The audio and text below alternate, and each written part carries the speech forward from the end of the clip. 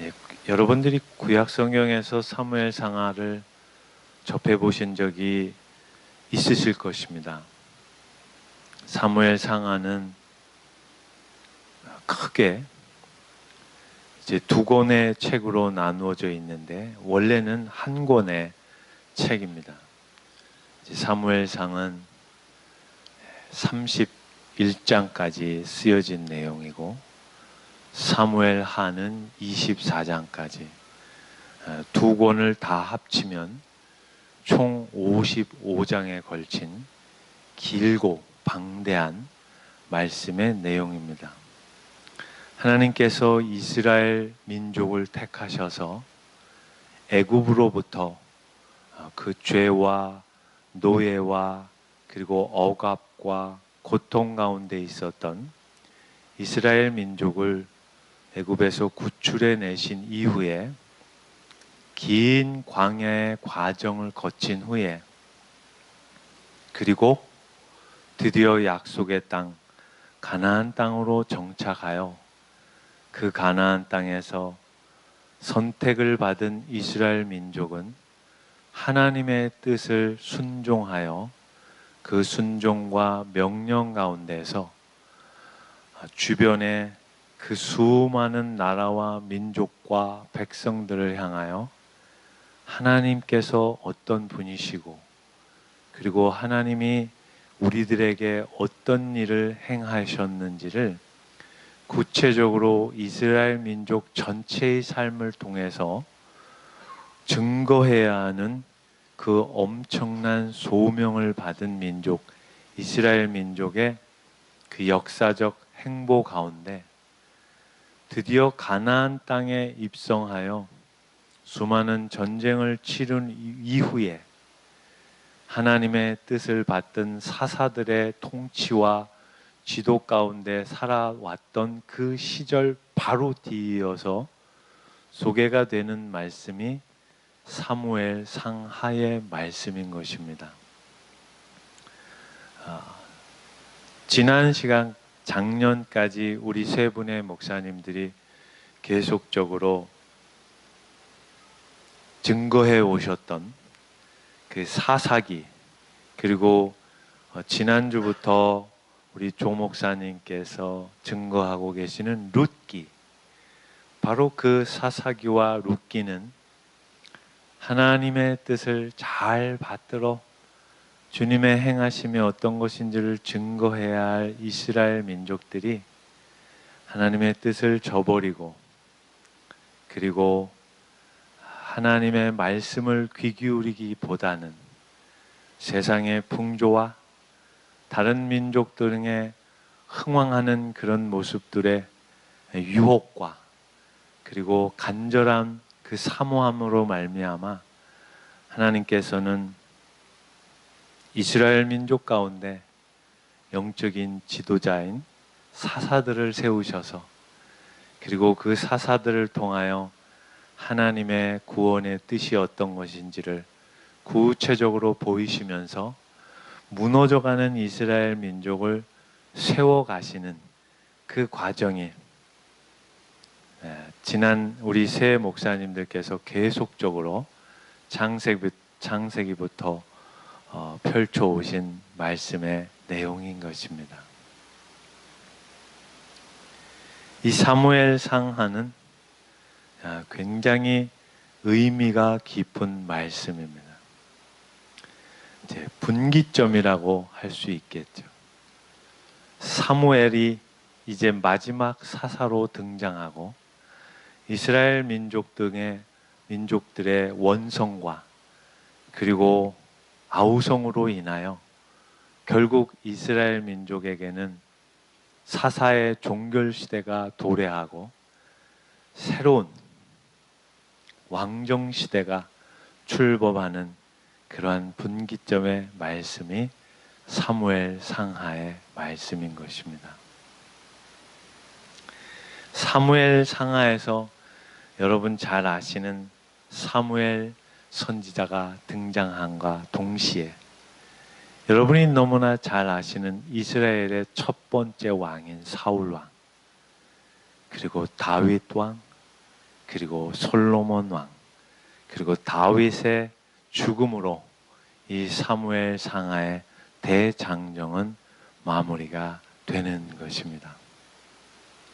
이스라엘 민족을 향한 하나님의 크신 뜻과 섭리를 구체적으로 축약하여 보여주는 말씀이 바로 이 사무엘 상하의 말씀입니다.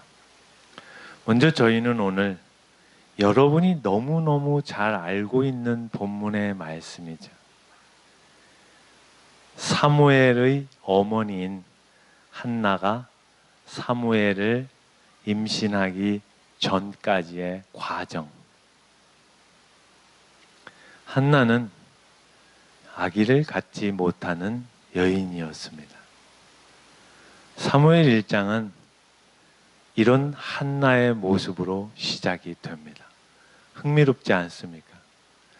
물론 사무엘을 소개하기 위한 장엄한 어떠한 포문을 여는 모습일 수도 있겠지만 이 본문의 말씀 속에서 저희가 놓쳐서는 안 될 중요한 영적인 교훈과 가르침이 있습니다.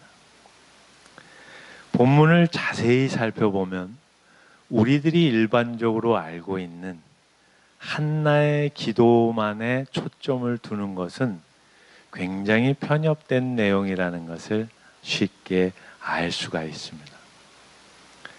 1장을 자세히 살펴보면 한나 이분은 사실상 투정과 불평과 불만으로 가득 차 있던, 그리고 시기와 질투만이 충만했던 모습을 아주 구체적으로 성경은 말씀하고 있습니다. 우리가 알고 있는 한나의 기도, 그 간절한 어머니의 기도가 하나님께 올려져서 그 하나님께서 응답하심으로 한나가 임신을 하였다. 그 내용이 본질이 아니라 투정과 시기와 질투 가운데에서 하나님께 아우성을 쳐대는 한 여인, 그 불임의 여인에게 임하시는 하나님의 역사의 손길을 보아야 한다는 것입니다. 얼마나 흥미진진한 말씀인가요? 이 본문의 말씀이 우리에게도 동일하게 적용이 됩니다. 저와 여러분 한 분 한 분의 인생을 한번 살펴보십시오. 여러분의 인생이 지금까지 살아오시면서 어떤 내용으로 여러분의 삶이 채워져 오셨나요? 아니, 한 주만 돌아보아도 저희의 삶은 그렇게 하나님을 기쁘게 하고 하나님을 만족스럽게 하고 하나님의 마음을 흡족해 하는 삶을 사는 인생과는 상당히 거리가 먼 것이 저희들의 삶의 면면인 것입니다.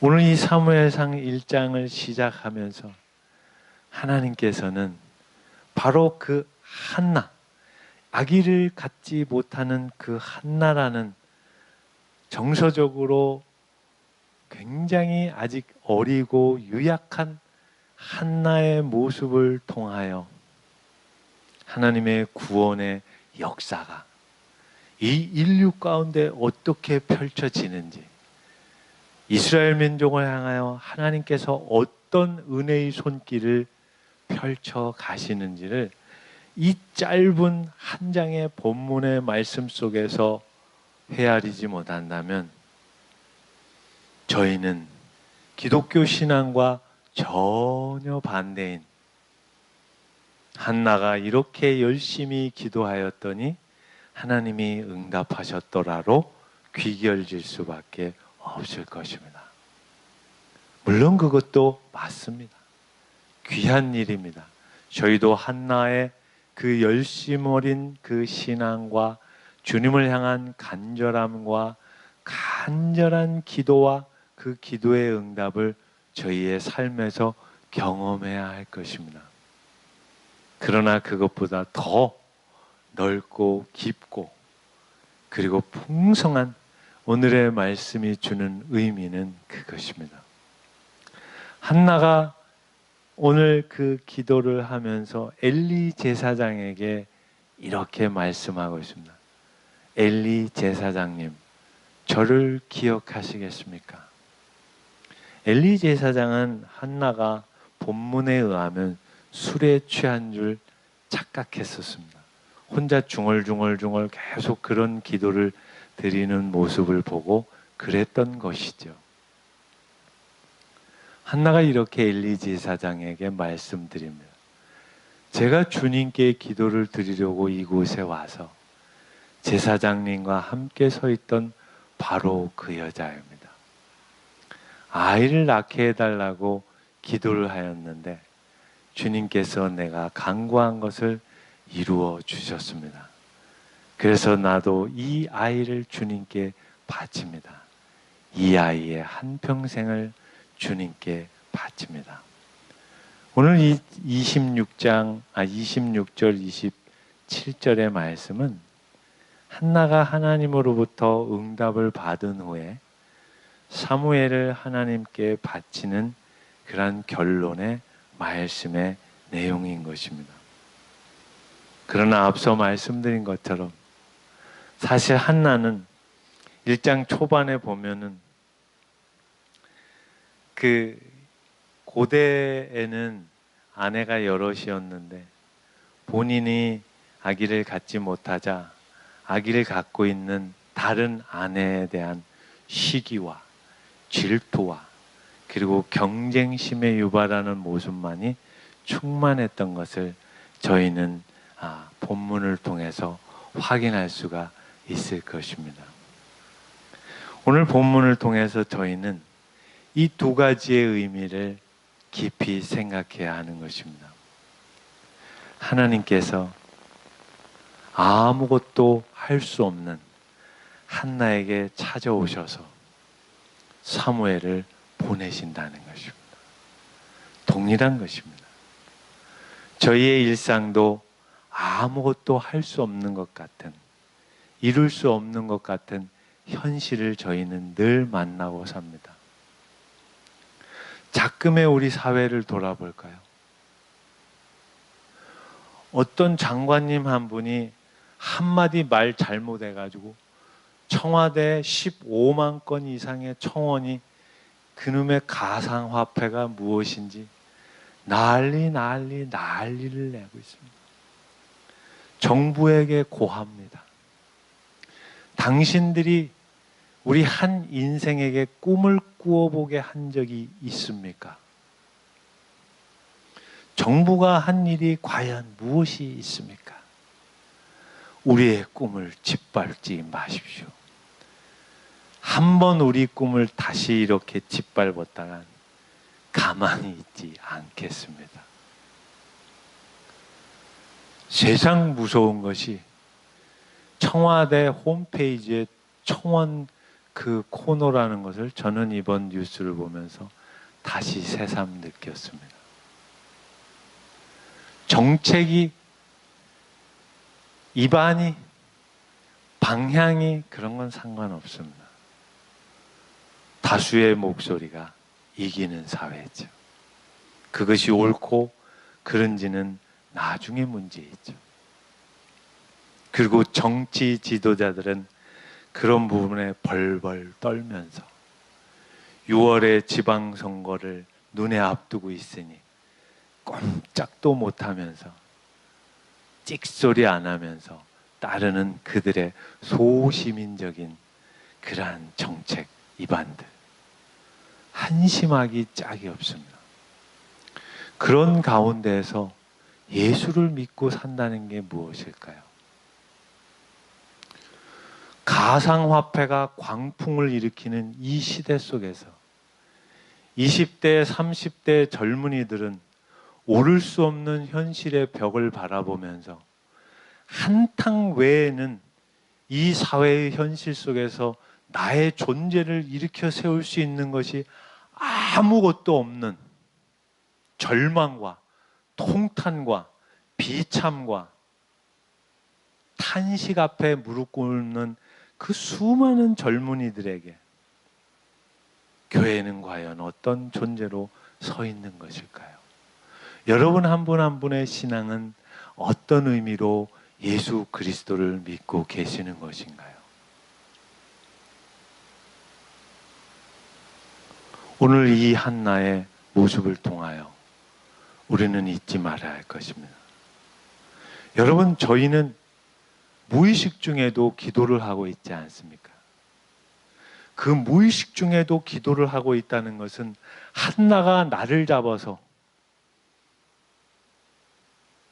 시간을 두고 기도하는 것보다 더 무섭고 엄청난 위력과 그리고 은혜의 힘을 갖고 있다는 것을 놓치지 마셔야 할 것입니다.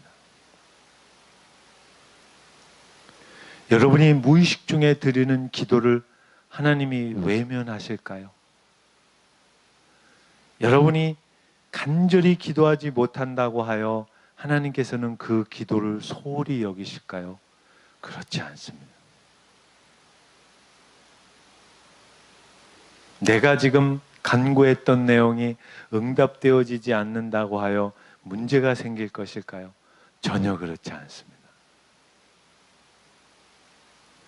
그것을 놓칠 경우에 이 시대의 광풍처럼 꿈을 잃어버린 젊은이들이 정부에게 손가락질하면서 당신들이 우리의 꿈을 이루는데 일조한 것이 무엇입니까? 여러분, 세상은 어떤 정권이 세워져도 그 정권이 우리들의 현실의 만족을 채워주지 못한다는 것은 이미 인류의 역사가 증거하고 있습니다. 그 답답한 현실 속에서 꿈조차 꾸기 어려운 어두운 현실 속에서 한나에게 생명의 잉태를 허락하신 하나님의 구원의 손길을 보십니까? 여러분의 인생도 마찬가지일 것입니다. 저의 삶에도 마찬가지일 것입니다. 아무것도 할 수 없었던 지난 한 주. 몸뚱이 하나 이렇게 건사하기도 버거운 그러한 현실 속에서 주님은 멈추시지 않고 쉬지 않으시고 절대 포기하시지 않으시고 저를 향하여 여러분 한 분 한 분을 향하여 그 절망과 침통한 현실 속에 주께서 손을 내미시는 것을 여러분은 믿음의 눈으로 바라보시지 못한다면 우리가 믿는 예수는 게시판에 올려지는 한 편의 글보다도 미약한 존재가 될 것입니다. 여러분, 두려워하지 마십시오. 세상을 주관하시는 분은 하나님이십니다.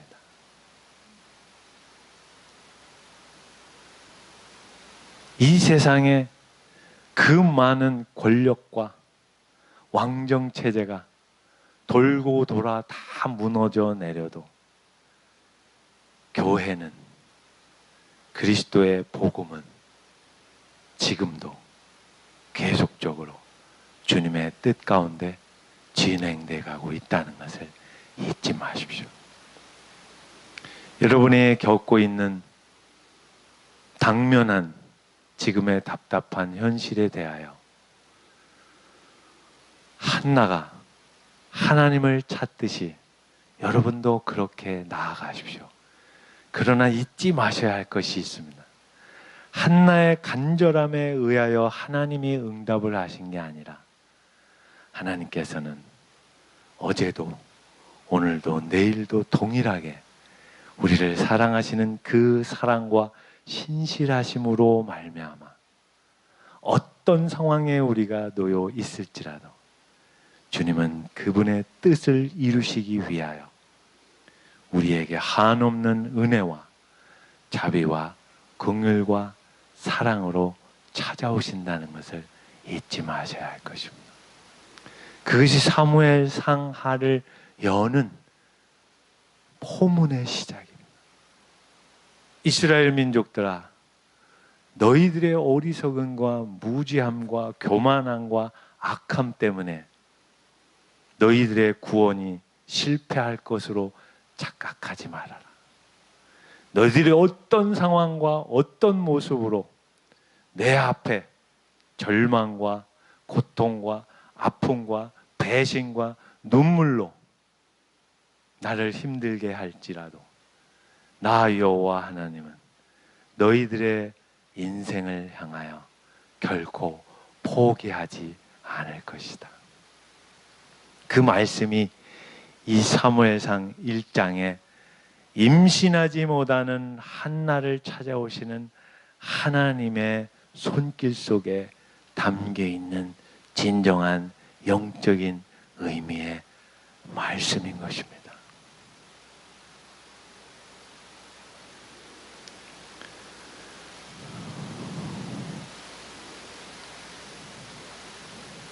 공감이 되시나 모르겠습니다. 안 되시면 오늘 집에 가셔서 제가 드린 말씀을 한번 곱씹어 생각해 보십시오. 그것이 저와 여러분들을 찾아오신 그리스도께서 찾아오신 그 첫 방문이신 것입니다. 우리가 아무것도 아니었을 때, 우리가 아무것도 할 수 없을 때, 우리가 아무것도 깨닫지 못했을 때, 우리가 죄인 되었을 때 우리를 사랑하사 하나님 아버지의 사랑을 확증하시기 위하여 보내신 예수 그리스도, 그 행간을 이 사무엘상에서 읽으셔야 우리가 어떤 존재이며 우리가 하나님의 자녀로 살아가는 믿음이 무엇이며 그 믿음 안에서 산다는 것이 어떤 것인지를 바르게 깨닫게 될 것입니다.